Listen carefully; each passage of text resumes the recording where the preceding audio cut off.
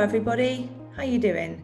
Good afternoon, my name is Liz Moseley, I'm an editor and partner at Tortoise, and welcome back to the Education Summit. This session we're going to be talking about gaps and catching up and kind of short-term prioritising decisions. We're grateful to the Nuffield Foundation for supporting us for this session, and I'm very grateful to our extremely and incredibly distinguished invited experts who are going to get things moving for us. As you know by now, we want to hear from you as well. My colleague Zav is in the chat. Hello, Zav. So do weigh in, agree, disagree, challenge, questions, perspectives, experiences, whatever you want to throw into the discussion today. Our kind of exam question is how worried should we be about the fact that so many school-age kids have either missed or have had a very different kind of education experience over lockdown. We've just seen some slides which has some stats that kind of contextualize this gap in various different ways. And I'm going to go first, please, if I may, to Professor Anna Vignoles, who is a very distinguished Professor of Education, formerly of the University of Cambridge and now Director of the Leverhulme Trust. Thanks so much for being here, Professor. Let's just make sure we know what we're talking about when we talk about catching up or making up for education loss, because I think that quite often it is reported or understood to mean a sort of temporal gap, like a delay, like we should be here, but because we've missed teaching, we're actually here and we need to close that gap. Is that how you think it's most helpful to understand the impact of lockdown? No, I think it's a little bit more complicated than that because of the way children develop and the way children learn. I'm sure it's obvious to everybody that if you are, I don't know, age 3, the pandemic has been the best part of your life, and that's going to have a very significant impact on your experience. So I think that bit's obvious to people. What's less obvious is that children do things at certain times. And so if you miss out on schooling and contact with peers and other aspects, contact with other adults at key moments in your childhood, you can't just catch up. It's not that you're just a bit late and you can do it a bit later. There will be some things that you miss. Another example is in adolescence. So adolescents need peer-to-peer contact. That's how they learn. They are learning, if you like, to interact with their peers, but also they start to become more interested and dominated by their peers' views than, say, the adults around them. That's a really important transition. And obviously a few weeks here or there out of school doesn't make any difference. But when we start to think about this pandemic going on for 18 months and the dislocation to young people's experiences over the time, we can see how these things are going to be significant. And of course, that's even before you start just the simple lost time in terms of learning. So it's not helpful to think of it in terms of where school children should have been by now, I guess is a good phraseology. And we should think more in terms of how the change in the educational experience over the last year to year and a half have impacted different cohorts of kids, right? Yes, I mean, it's also, I mean, just because we want to think about it differently doesn't mean you can't measure it. So I'm a great fan of thinking, you know, measuring where children are will give us some gauge of how far they're behind in terms of literacy and numeracy. I don't want to understate the importance of that, but we've got to think a little bit differently. So take the cohorts that are about to leave the school system, either at 18 or coming out of university. Not only have they had nearly 2 years of disruption, not only have we had the situation where it's really not clear what the grades are given to them for their qualifications really mean, how employers will receive that, but also they're going to enter a labour market which, for all the current, you know, enthusiasm for having a relatively low unemployment rate, most economists think that sadly the worst is still to come. So those cohorts are going to be trying to enter a very difficult labour market, and they often tend to focus on service sector jobs as well, which have been particularly badly hit. So each sort of age group is experiencing this pandemic slightly differently, and learning loss is just part of the bigger picture of the losses that young people and children have experienced. Thank you very much, Anna. I'm going to come now to respond perhaps to that to Jonathan Gullis MP, your Conservative MP for Stoke-on-Trent. Hiya, nice to see you. Thanks very much for being here. Jonathan, do you agree with Anna in that really we should perhaps talk less about catching up in terms of time, you know, accelerating kids to a point of attainment where they ought to have been by now, and focus more about other types of loss, other types of experiential loss, work readiness loss, those sorts of things. Well, thank you very much. And I know it's not fashionable on these panels sometimes to agree with each other, but I know, but Anna is bang on from my perspective. I couldn't agree more that catch up is, for me, a nice short-term gimmick, and it might sound nice, but actually education is always long-term. You know, there's no secondary school, and I've worked in those for 8.5 years before entering this place, that doesn't have a long-term plan. You know, when you're looking at your curriculum, you think about from year 7 all the way through to year 11, what that will do in terms of knowledge base and ability to answer. So absolutely, catch up for me. The catch-up program that we keep talking about, actually, I think could be a really big opportunity for massive reform in education, and looking at how we can do things differently, not just from the academic perspective, whilst I obviously regard that as really important, but also looking at what we can do with extracurricular and enrichment that also play a massive role in the school day. I was a beneficiary of having gone to private school first in my family to do so. You know, 9 to 4 was very much an academic time. Then I had all the fantastic opportunities for enrichment and extracurricular.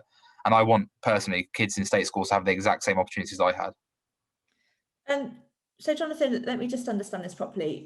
We might be running the high danger of having an entirely in agreement panel, by the way. So I'm going to just warn that. Hopefully the people in the audience will bring some challenge as well. But Jonathan, let's just make sure I can unpick this. So, and I know we'll come to Becky in a second, who I know you're formerly a secondary school teacher too. Becky runs an academy in North London. This idea of an enriched curriculum, just talk to me a bit about what that means. So that's a really good point. I actually wrote a paper recently for Conservative Home, where one of my biggest concerns is for Key Stage 3, for example. What we've done is too many secondary schools fall into the trap, I think, of allowing kids in year 8, for example, selecting their GCSEs, therefore narrowing their curriculum. I would like to see, and we mentioned on the Education Select Committee this week, to Amanda Spillman, head of Ofsted, I would like us to go back to a formalised 3-year Key Stage 3, where actually I would probably go as far to bring back testing and actually have a qualification attached to that, so kids actually have something. Because the big fear is there are lots of children who still leave school without a qualification at all at the end of their GCSEs. At least having that level 1, as I would see it, is a way of guarding against those children leaving with nothing. But the enrichment side of things is about having access to good quality STEM, which is why I focus on computer science and other such things. But then I also call what I call creative, and actually having time protected in the timetable for the arts, for drama as well. I am biased in that. My dad's a music teacher. My stepmother's a professional harpist. So obviously I've got some bias in my views there. But I just think they are really important. And I worry that what's happened with the narrowing of Key Stage 3 to a 2-year rather than 3-year in some schools means children aren't getting the access to those. I just seen, Katie's mentioned sport. Sport would absolutely have its own place within the curriculum. So sport, PE is essential. I see it as essential to mental and physical well-being. So that wouldn't come under creative or STEM. It would have its own place in the curriculum. Thanks, Jonathan. We will pick up on some of the questions being asked in the chat shortly, but I want to make sure that I have a full opportunity to talk to Becky. Becky Kent is your principal of the ARC Elvin Academy. Is it Wembley, Becky? Yes, it is. Yeah. Just in Wembley. And are you in the school now? You've done a day. I'm actually in another one of our schools in Enfield, so okay. I'm not currently in Wembley. But I hear the sort of acoustics of a school hall. Exactly. That's right. Thanks very much for being here, Becky. So you're obviously there in the thick of it. A whole bunch of kids. They've been away. They're back. Mm-hmm. Could you just give us a sense, paint a picture of how it feels? Could you sense a gap? Yeah, I mean, the first thing is that I think the overwhelming experience we had when children came back into the classroom was just joy, because the children were so pleased to be back at school, and the teachers were so pleased to be back in classrooms and teaching live for the first time after the disruption. And I think that I feel quite defensive of this generation, because I'm worried that they will be written off as the kind of COVID generation, or that the discussion around their progress is that they need to catch up and they need extra time and so on. Certainly in my school, what we've seen is that the majority, and my school is, like we said, in Wembley and Brent, it serves a particularly disadvantaged community, and one that was disproportionately affected by the pandemic. Brent had some of the highest death rate in the first wave in particular, but the majority of our children have come back. They've worked hard throughout, and they are on track. They will be absolutely fine. They're going to, they don't need lots of catch up. They don't need lots of extra time. They are working hard in lessons now with great teachers, and they're in a good place. However, what we have seen is the attainment gap grow within our schools. So even though we serve a disadvantaged community, our vulnerable pupils have just got a whole lot more vulnerable through this pandemic, and that's really shocking to see. The children who have struggled the most are more likely to be SEN. They're more likely to come from the most disadvantaged households. And they are more likely to have experienced either their own mental health issues or mental health issues of their families. And so, it really is a matter of making sure that we can now put the resource for that it's a small but significant minority of pupils for whom that attainment gap has grown. And they're the ones who are going to need the additional support in particular. So, Becky, the framing of the question for this session was, how worried should we be? For the most part, if your school is a good example, is a good sort of symbol of the sort of nationwide, if you like, experience, the short answer is not too worried, except for in these particular pockets where kids who are already up against it have been walloped even more. I think that yes, we are, but I think that is really worrying. I think that we always knew that there was an attainment gap. There was an attainment gap before the pandemic, and it's got significantly worse. And so that is of absolute worry, and it should be a national priority to address that. And it's not to say that those children on track have not had a difficult experience. Everyone has had a difficult experience over the last couple of years. At best, a teenager's experience of lockdown was really boring and restricted, and they want to get back into doing things that teenagers should be doing in school and outside, and have that access to that enriched curriculum. At worst, I think lockdown, particularly for families in really disadvantaged communities, was really very, very difficult and damaging, and we shouldn't underestimate the longer term impact of that. But there's no magic wands. This isn't something that's going to be fixed with a summer school over in a couple of weeks over the summer holidays. Closing the attainment gap is something I've been working on for the last 25 years of my career, and hope to continue to do so. But I think it's just become more of a national priority than ever before. Okay, thanks ever so much, Becky. I will definitely be coming back to you. I might just bring in a comment from Ellie Costello, who posted really early on. Are you there, Ellie? Yes, I'm here. Hello. Hiya. I just want to make sure I've understood the beginning of what you said. You were talking about kids with special educational needs and disabilities and so on, who've really struggled, and perhaps that's one of the areas where the gap is sort of opened up a little bit. But when you said this is a very hard narrative, which narrative do you mean? The narrative of the catch-up, or the narrative of it's not that bad?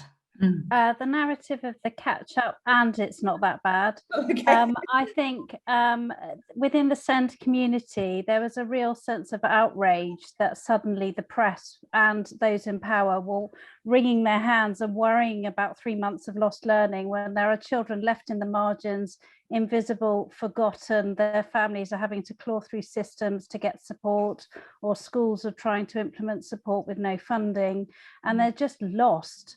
And the whole sort of angst that suddenly hit the press, quite understandably, for the rest of the population. But then there are these other cohorts that are struggling day in, day out. And for actually, this has never been, this is their normal. In fact, the inability to leave the house due to disabling anxiety, or being, burdened with being a young carer, or being neurodiverse and not being able to access the school environment.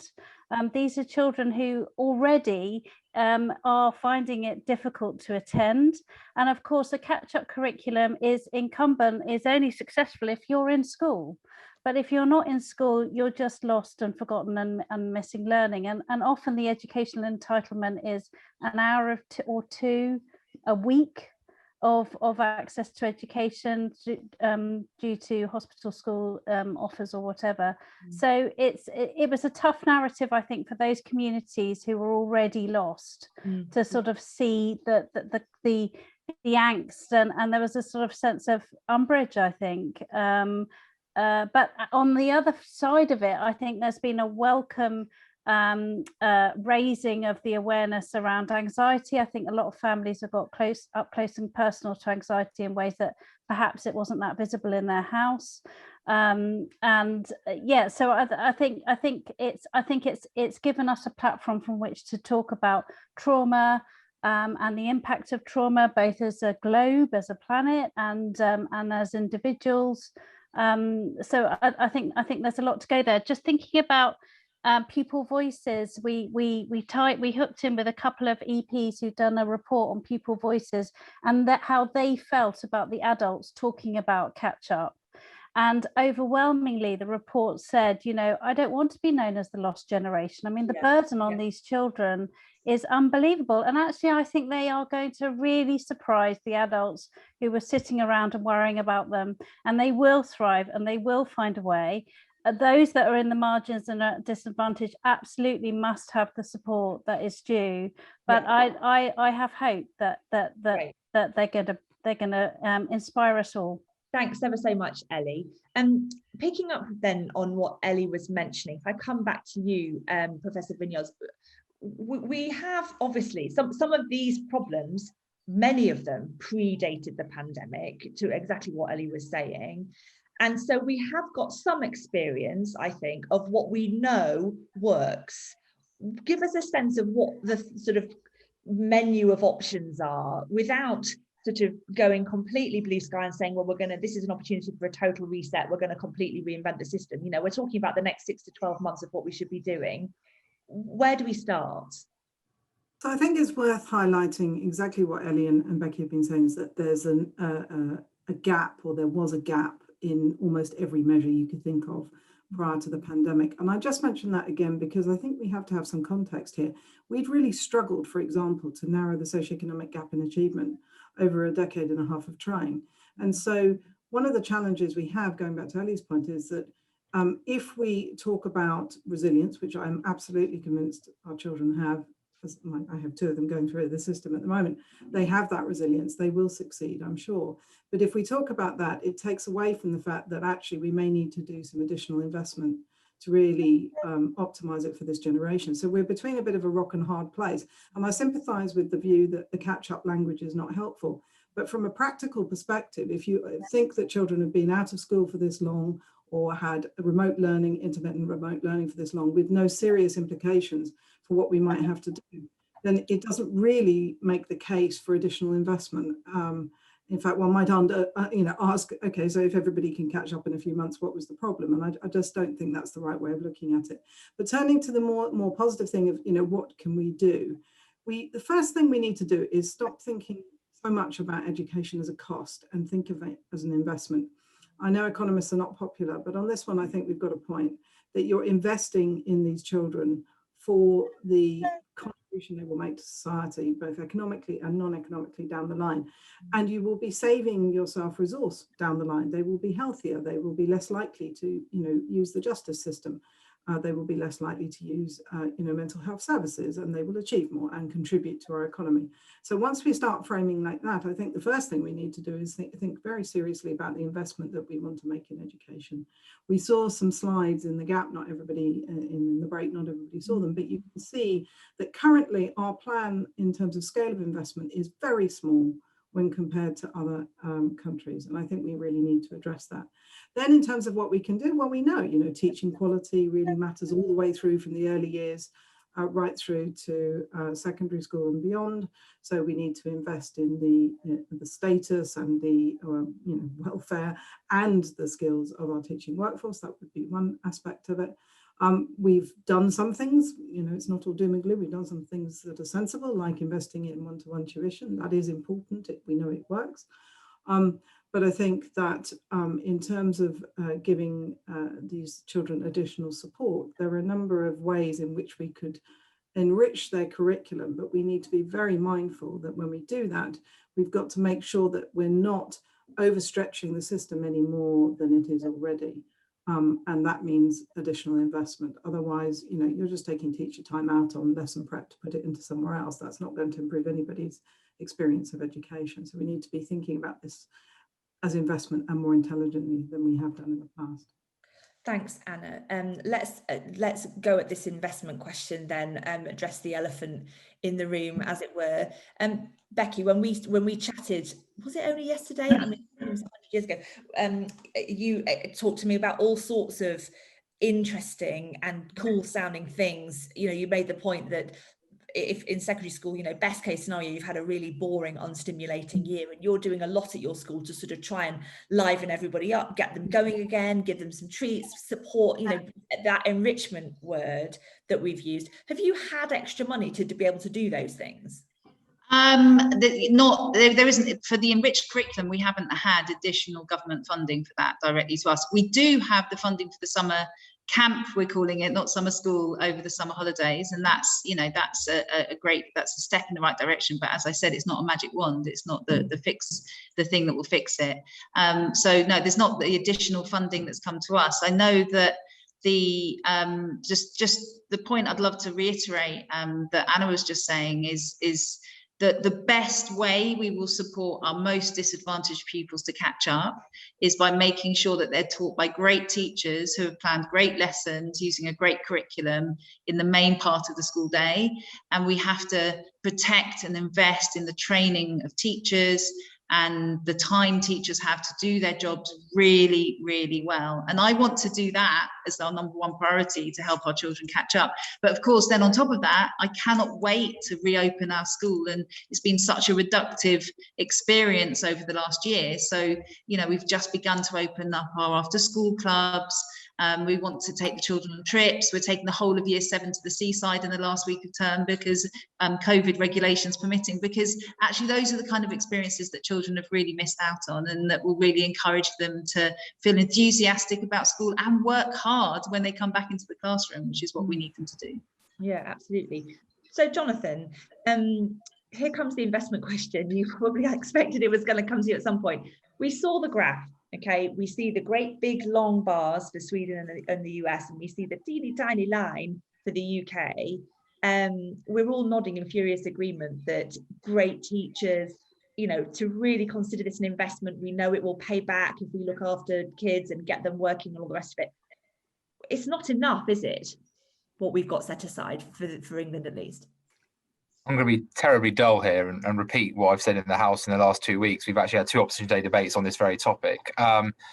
The 1.4 billion isn't 1.4 billion. To date, it's 3 billion specifically for catch-up over the past 12 months that have been in 3 different pockets. Then actually, the problem is that when you're comparing the figures from the US, for example, or the Netherlands, that was one that was used in the House recently, that doesn't take in, they have basically included their overall package. We've not included, for example, I know it's terribly boring of me to have numbers in front of me, but we haven't included the increase to core school funding, raising pupil premium, investing in the higher needs fund, investing in the free school meal voucher scheme, investing in the holiday activities and food programme, the exceptional funding to cover unavoidable costs. Actually, when you add up all the spending that's gone into children and families throughout this pandemic, I'll add the 3, that's 11 billion. Add the 3 billion, we've actually spent 14 billion pounds to date. And I'm more than happy to take a photo and share this with you guys so you can see, and it is on the record in Hansard what I've said in the chamber.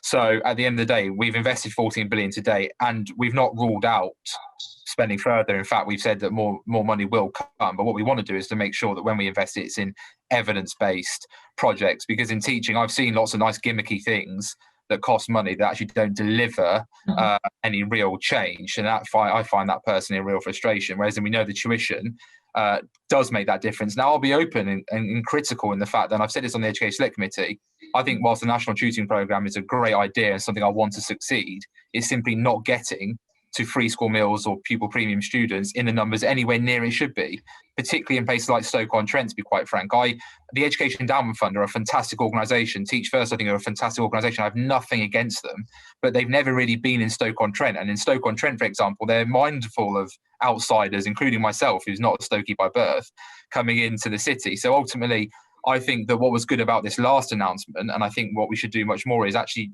give money to schools to invest. So they might want to use, and I saw some comments earlier about using TAs. It might be you pay teachers to do additional hours after school. You might have some really good tutors in your local area. But the issue with the National Tutoring Programme at the moment as well is that there is a shortage of tutors. You know, I've got teachers who are frantically calling up for maths, English and science, and there's no one available in the area. So again, the scheme is good, but the capacity is a problem. And also, how many people is it getting to at the end of the day? So I personally think that, you know, there is more still to come. I'm pleased we're having a review, for example, into the extended school day. I'm someone who would like to go more than half an hour, to be quite frank. I believe school should be 9 to 5, and that's an idea I've been pushing.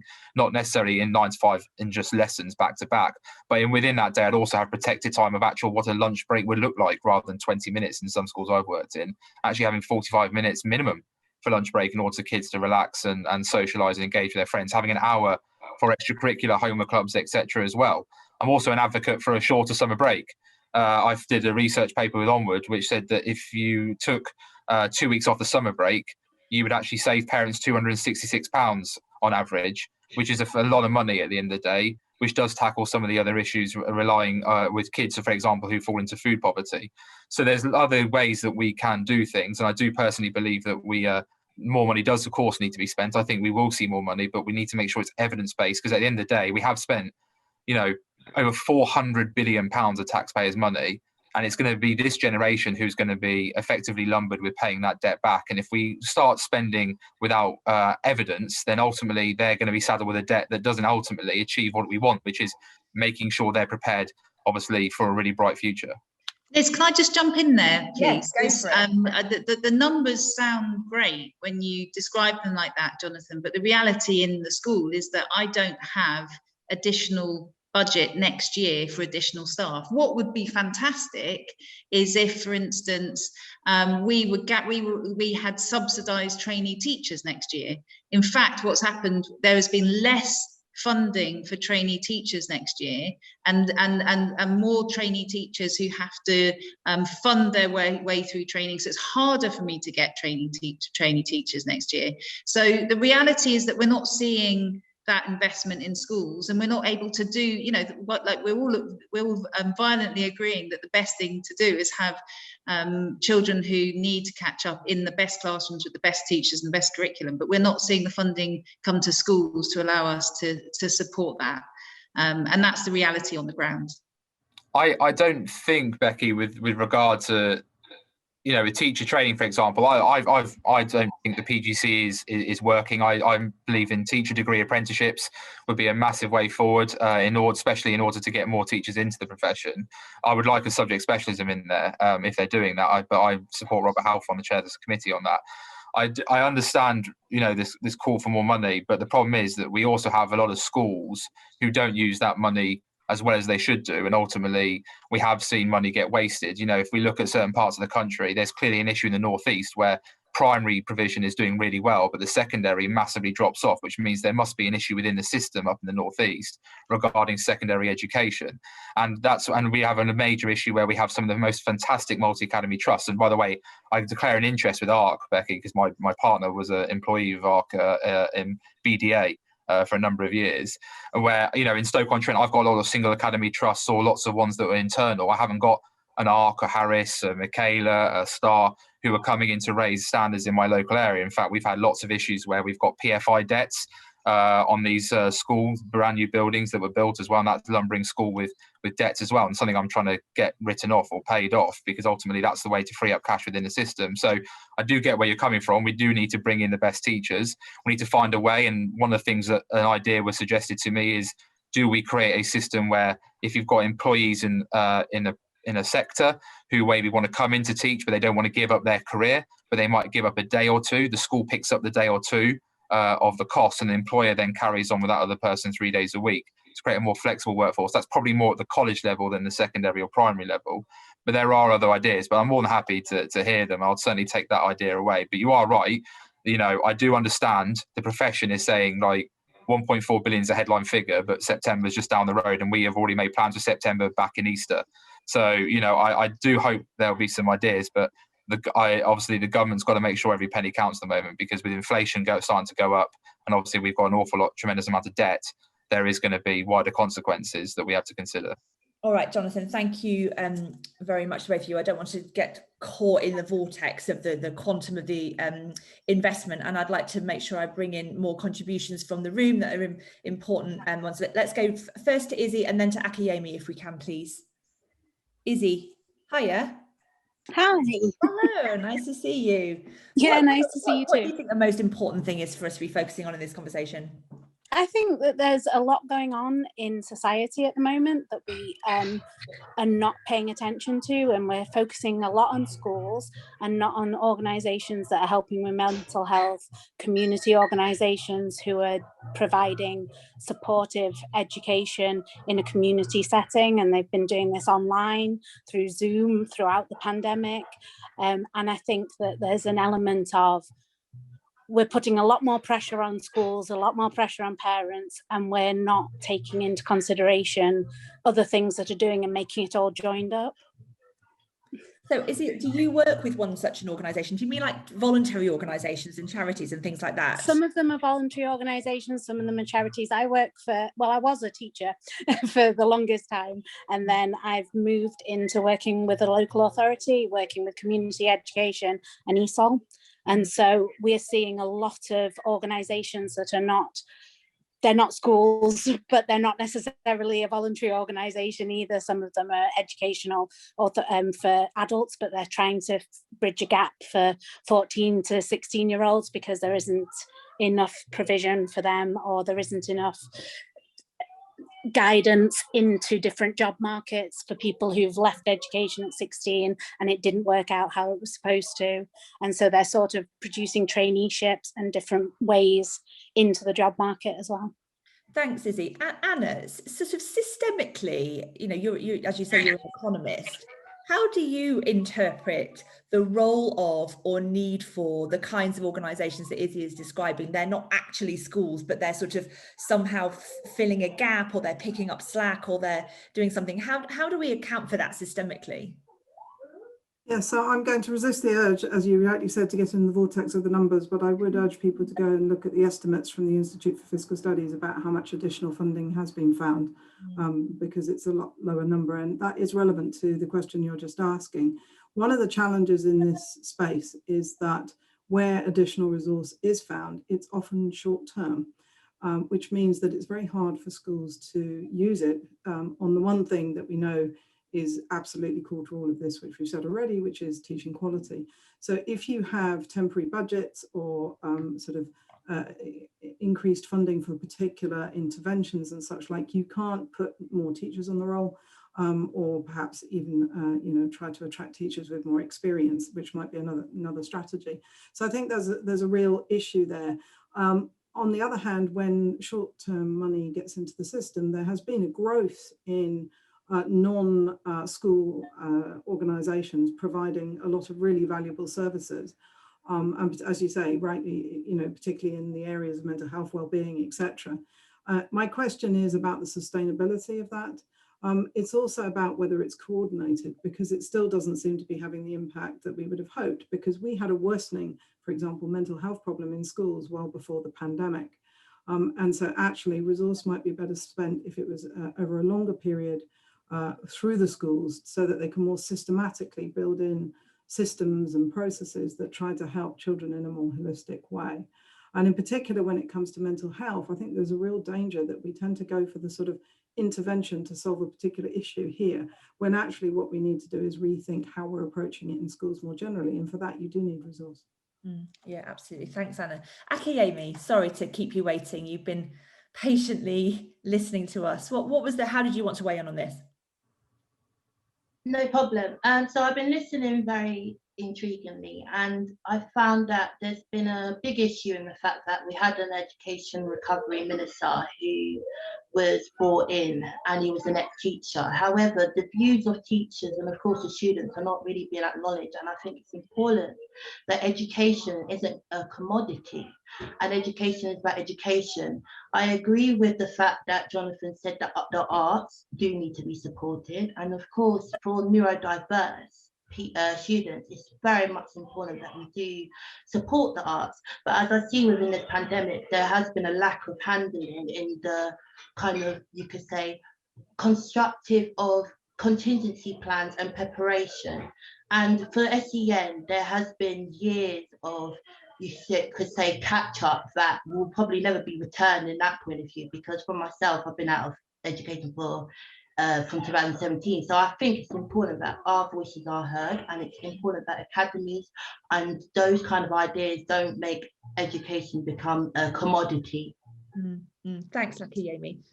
Rebecca, it might be worth us sort of sharing a little bit some of the work that you are doing inside your school, particularly around mental health and support provision and things like that, both sort of inside the curriculum and outside of it. Yeah, I'd love to talk about that because it does feel like such an important part of our work, and it was before the pandemic. And we are lucky enough to work with the organisation Place to Be, which provides in-school counselling, and we have increased the amount of time they're in school as a result of the pandemic. So we've increased that to almost full. We have full-time counsellors in school supporting our pupils, because we have seen a significant increase in the level of need around mental health. And like I said earlier, it's children's own mental health issues, but they're also dealing with the experience of mental health breakdowns within their family, within their households as well.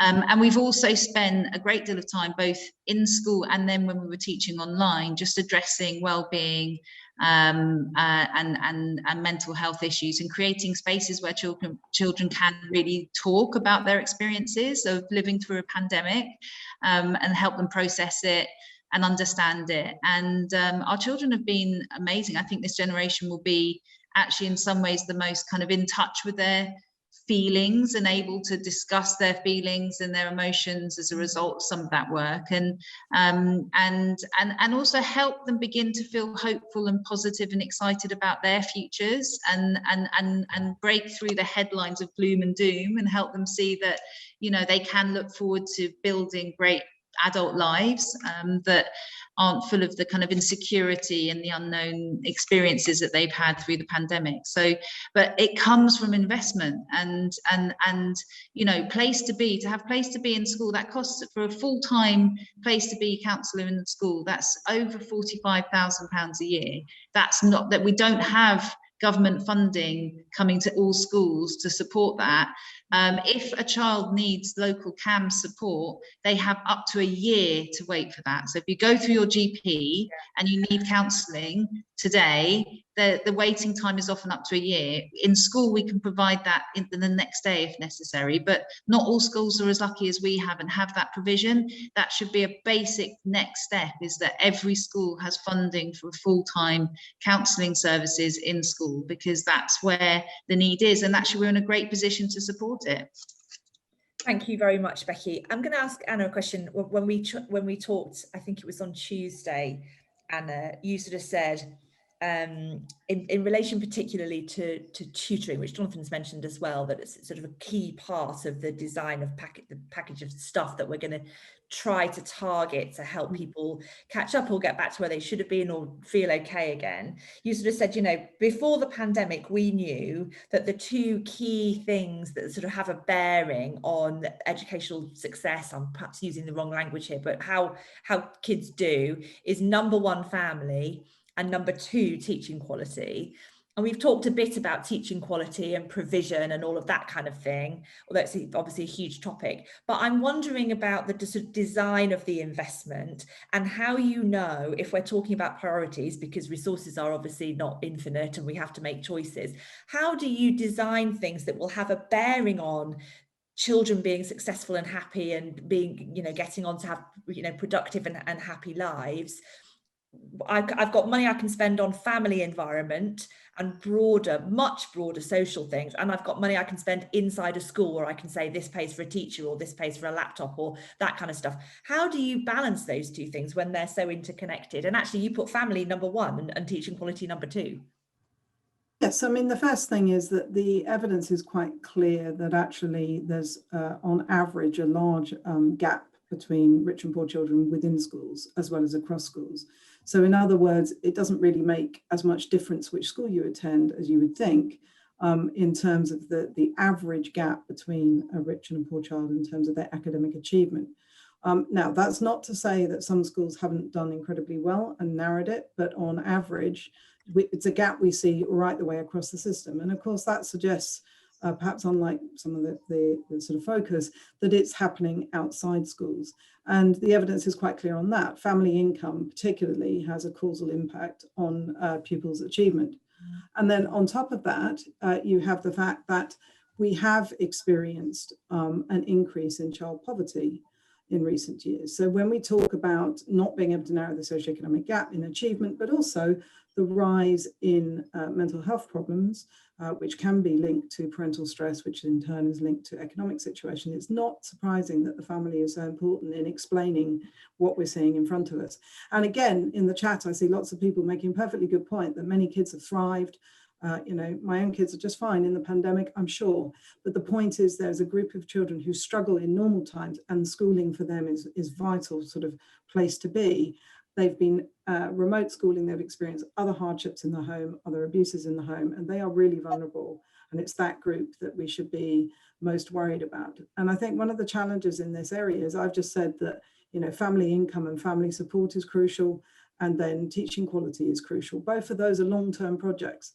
So it is a challenge to think of interventions that would fit within a sort of relatively short time period, such as a spending review, that would really make a difference. But nonetheless, there are interventions that could target the most vulnerable children, particularly around parenting and supporting parents whose family and economic situation is very vulnerable. And I'm sure that, you know, there's good evidence that they can be effective, just like there's good evidence that teaching quality, for example, benefits all children, of course, but it benefits poor children disproportionately. So improving teaching quality does actually narrow the socioeconomic gap as well. Interesting. Thanks, Anna. I wonder, Jonathan, I'll just ask my colleague Sam to see if he can bring in a couple more people from the room. Perhaps Anne Spackman I'd like to hear from, and Rich Atherton as well, if you can. But in the meantime, Jonathan, just on this question of a sort of, we talked at the beginning a bit about cohorts of kids, and Anna talked about very young children, and then there's sort of people who are somewhere in the middle. We've talked about different demographics and sort of socioeconomic backgrounds and people with different special educational needs and things. There's one chunk of people that I wonder about what will happen and whether they're falling through the stalls, which is the chunk of people who left school when the lockdown was happening. Because obviously if you get to go, if you're a year 10, you get to go back and have year 11 and all this great stuff happens and you have trips to the seaside and mental health provision and rich, you kind of have a chance. But if you dropped off the end, if you like, you're then sort of sent off out into the world. And how do we sort of design a solution for that group of people, which I suppose must be, you know, a couple of 100,000 kids, I don't know, I'm guessing, but there's a cohort there that, are we missing them out? Great question. I hope I'm not sure I'll be quite honest. I know politicians were always meant to have an answer. I don't know if I have an answer for that, but if I can give you a personal story, my brother-in-law is one of those. At the end of the first lockdown, obviously his whole focus was to get his GCSEs and ultimately didn't sit them. Went on to college last September, and to be quite honest with you, I sadly dropped out. There is a major lack of motivation. There is a major lack of focus. There's a major lack of self-worth, really. Something that he has geared himself up mentally for since starting secondary school has been taken from him, essentially, and that normal rite of passage has disappeared. So I think what's crucially important is a variety of things, really. There is a lot of money sitting in the apprenticeship levy pot that is simply, I think there's around 300 million, I'm led to believe, sitting in there that's not being utilised anywhere near like it should do.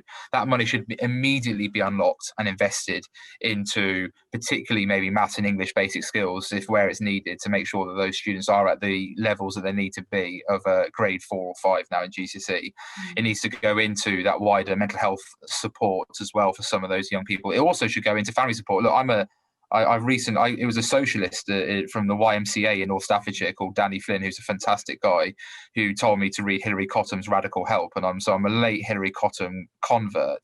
That the welfare state simply isn't working in the interest of the 21st century, because it's now 21st century problems, and the grandmother effect that she talks about, and having someone who's there to support you and guide you, but not do it for you, but to just enable you, I think is so important. It goes to what Anna was talking about. The school building, for example, sits there as a fantastic facility within the community and could be utilised so much more in the evenings and the weekends for the community to come in and use. And those young people could come back to a school, somewhere they know, somewhere they feel safe and trusted, to engage maybe with evening classes or support sessions and stuff like that. So there is definitely a piece of work that needs to happen.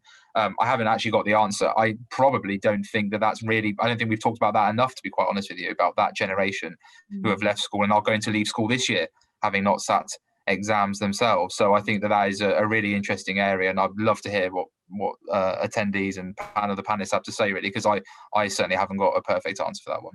Thanks, Jonathan. And always better to say I don't know the answer than to make something up. So I respect you for that response, absolutely. Anne, hiya, Anne Spackman. I don't know if you've been on earlier on. I haven't joined the whole session. How you doing? Nice to see you. You too. Thank you for having me. How did you come at this, because you obviously work with young people, sort of particularly in that phase we were just talking about there? I think one of the big learnings for me, I'm a trustee of a couple of organisations in education, but and chair of the board of a multi-academy trust, and I go into schools really at the moment sort of with my eyes wide open, and one of the joys has been actually going and visiting a group of our schools in Plymouth and seeing just how incredibly happy and calm and pleased children were, and how attentive they were, because they were so glad to be back in school. And that's what I was saying in the chat, you know, they've realized that school's a lot better than no school, and there was a really positive feeling in all these schools, and this is right the way through from the little ones in early years right up to the children in sixth form. But at the same time, parallel very worrying experience has been for those children who have been taken off the school roll, not to be home educated, just taken off the school roll during this time, and also what feels like a real crisis in the sort of social services for children. And I know I hadn't realised that that the review was going to publish its first bit, Josh McAllister's review today, but the teachers, so many of our teachers have performed what you would normally think of as being a social worker role, visiting children all through the week. I can see lots of heads nodding from wiser folk at the top of my screen, delivering papers because if the laptop may have gone missing, or there wasn't enough Wi-Fi, all the things that were realities for people learning at home.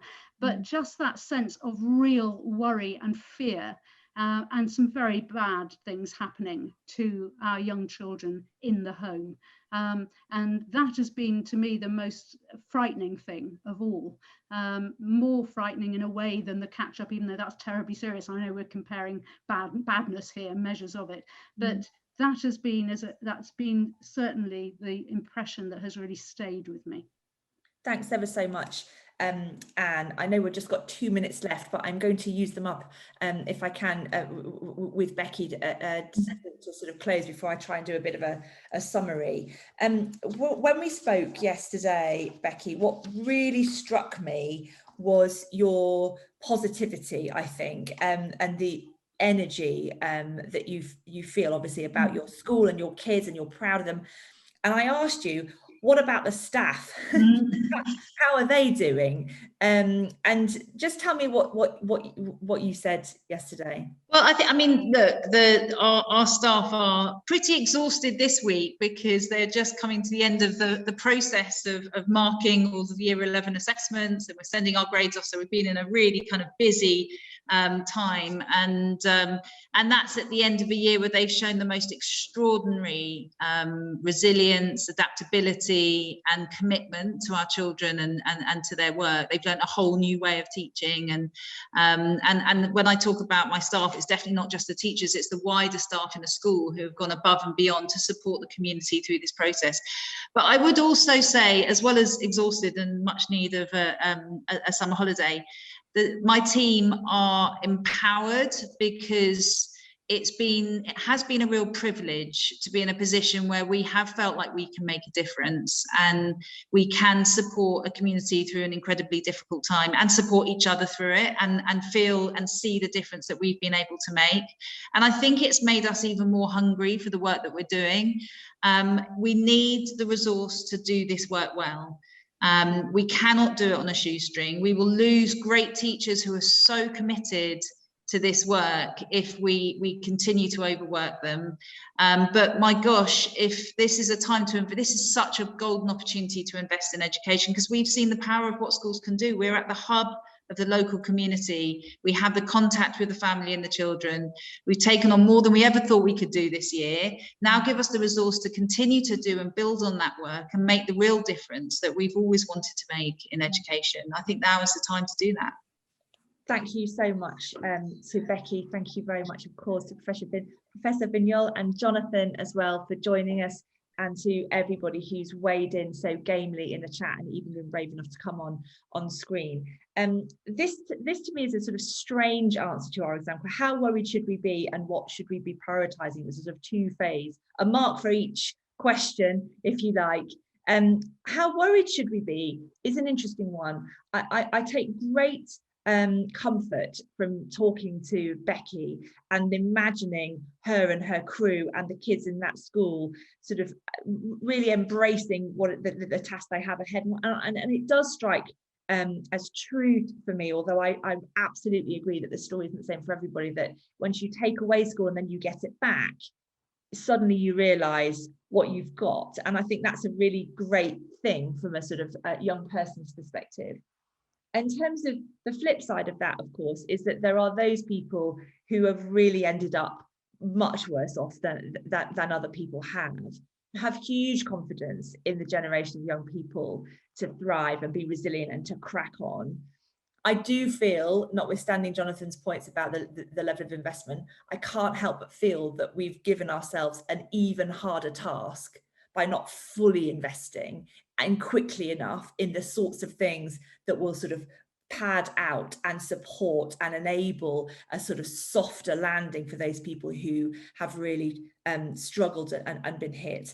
And I think earlier in the conversation, I think Ellie makes a really good point, which is how galling it must be if you're one of those people, special educational needs or whatever reason, that you were struggling to access what we might call ordinary school anyway, and then suddenly everybody else has it taken away, and now it's a problem. I absolutely take that point, and I think it's one that's well made. I take the point about language. Talking about catch up implicitly means somehow you've fallen behind, and that's not hugely motivating.